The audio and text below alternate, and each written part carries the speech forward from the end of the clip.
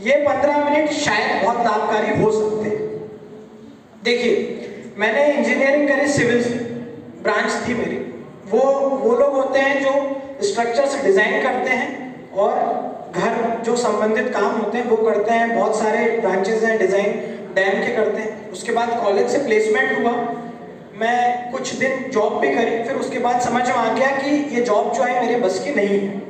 उसके बाद engineering services की तैयारी करी। आप में से कितने लोग वाकई किसान बनना चाहते हैं? एक भी हाथ नहीं उठेगा, शायद एक हाथ उठ गया, बहुत रेयर रहता है।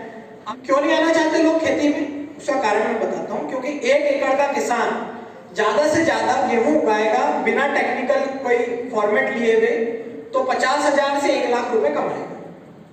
जिस इंसान के पास सब्जी की खेती है, 1 एकड़ से, 1 एकड़ समझ में आता है ना सबको, 1 एकड़ से ज्यादा 4 से 5 लाख रुपए कमा लेगा। इसके बाद क्या होएगा? पॉली हाउस लगाएंगे, इजराइल जाएंगे, पॉली हाउस लगाएंगे, सीख के आएंगे। उसके बाद 1 एकड़ से ज्यादा 7 से 8 लाख रुपए कमा लेंगे। अब अगर यही आंकड़ा 1 एकड़ से 12 लाख का हो जाए तो चीजें 3 फॉर्मेट में सिखाते हैं। प्रोडक्शन नहीं आता किसानों को, मैं बोलता हूं, क्योंकि वो अभी भी सोयाबीन और गेहूं की खेती कर रहे हैं। अभी जो इन लोगों ने बताया बड़े काम की चीज थी। क्यों नहीं उतरते मिलेट्स पे? जब बिक रहा है तो क्यों नहीं उतरते? क्योंकि हमको आता नहीं है और ज्ञान देने वाला कोई नहीं। सेकेंड चीज, शेल लाइफ बढ़ाना है। सब्जी की खेती तो कर ली मैंने, टमाटर की शेल लाइफ 17 दिन की होती है मैक्सिमम। उसके बाद क्या? तो भैया सॉस खाते हो ना, सॉस टमाटर का एक बाई प्रोडक्ट, वैल्यू एडिशन कर। तो 2 चीजें बताई, एक शेल लाइफ बढ़ाई, एक प्रोडक्शन कर। और तीसरी सबसे महत्वपूर्ण चीज जो हमसे छूट जाती है वो है मार्केटिंग।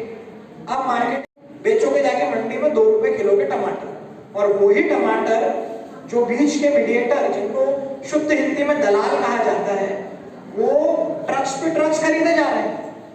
किसानों से 2 रुपए लेंगे, मंडी में जाके 50 रुपए किलो, इंदौर मंडी में बिक रहा है टमाटर, जाइए आप वहां पे जो ठेले चलते हैं उनसे लीजिए 50 रुपए किलो टमाटर। 2 रुपए का 50 रुपए, आपने बेचा था 2 रुपए 50 रुपए वहां। तो भैया 3 चीजों पे अगर हम काम कर लेंगे और टेक्नोलॉजी कर लेंगे, और उसी खेत से एक किसान है हरियाणा का जिसने हेलीकॉप्टर खरीद लिया।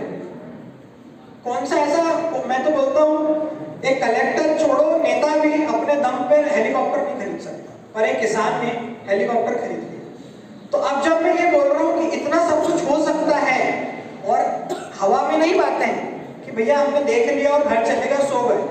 बी प्रैक्टिकल, जो चीजें बोलेंगे वो करके दिखा रहे हैं। अब बताओ कितने % लोग लग गए, जो पहले 2 बोरे होते थे वो 1 ही बोरा हो गया। उनको लगा जगह हो गई खराब, दूसरे जंगलों को जलाओ, वापस खेती करो। तो इसको चल खेती बोलते थे। सबसे प्रायोरिटी बेसिस पे ये खेती होती थी। फिर उन्हें समझ में आया कि यार कुछ करना पड़ेगा, नहीं तो ऐसे जमीनें खराब हो जाएंगी। फिर क्या किया? फसलों का क्रॉप रोटेशन करना शुरू करा। गेहूं लगाओ, उसके बाद सोयाबीन लगाओ, उसके बाद तीसरी फसल लगाओ। ये रोटेशन, क्रॉप रोटेशन का मार्केट उस टाइम बना। उन लोगों को समझ में आया कि इस तरीके से खेती को अच्छा कर सकते हैं और एक ही जगह को हम लोग इम्प्रूव कर सकते हैं। उसके बाद देश आजाद हुआ। बहुत बीच का मैंने छोड़ दिया, 47 आया, देश आजाद हुआ। देश आजाद होने के बाद लगभग 1960 के आसपास हरित क्रांति आई। हरित क्रांति क्यों लाई गई थी? क्योंकि देश में समस्या थी। अब पक्का एक ये इनका हाथ उठा था और अब इतने सारे हाथ उठ रहे हैं। बहुत खुश हूँ कि आप लोग समझे पैसे कमाना है।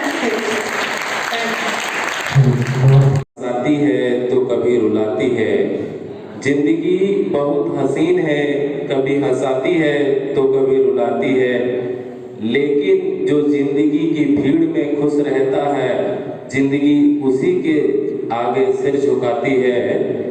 बिना संघर्ष के कोई महान नहीं होता, बिना कुछ किए जय जयकार नहीं होता। जब तक नहीं पड़ती हथौड़े की चोट, तब तक कोई पत्थर भी भगवान नहीं होता। इसी के साथ पद पर बैठ के उनके लिए आभार व्यक्त करना होता है। आज विषय विशेषज्ञ, विशेष वक्ता और हमारे बीच कृषि वैज्ञानिक के रूप में जो उपस्थित हुए हैं, श्री नीलकंठ पटवारी जी, रुक्मणी पटवारी और राजेंद्र भाभा, और विशेष रूप से यश बाबू। मुझे ऐसा लगा नहीं था कि इतना छोटा बच्चा जो मेरे सामने बड़ा हुआ है इतनी तार्किकता से बात कर सकता है। मुझे बहुत खुशी है इस बात की, और यदि ये युवा पीढ़ी हमारे बच्चों को कुछ प्रेरणा दे सके बहुत अच्छी बात होगी। मैं आप सबके लिए बहुत आभार